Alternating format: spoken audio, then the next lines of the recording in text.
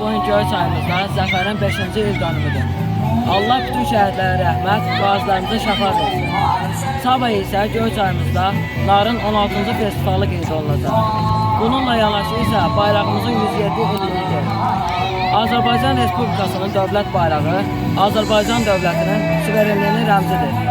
Dövlət bayrağımız ilk dəfə 1918-ci il noyabrın 9-da Azərbaycan Xalq Cümhuriyyəti Nazirlər Şurası iclasında qəbul edilmişdir.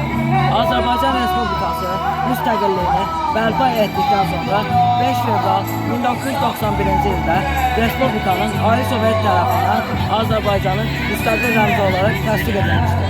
Müstəqil Azərbaycan bayrağında 3 rəng, milli istiqlal, ideologiyamızın 3 təməl prinsipini, türkçülük, İslamçılıq və müasirlik düsturunu ifadə edir.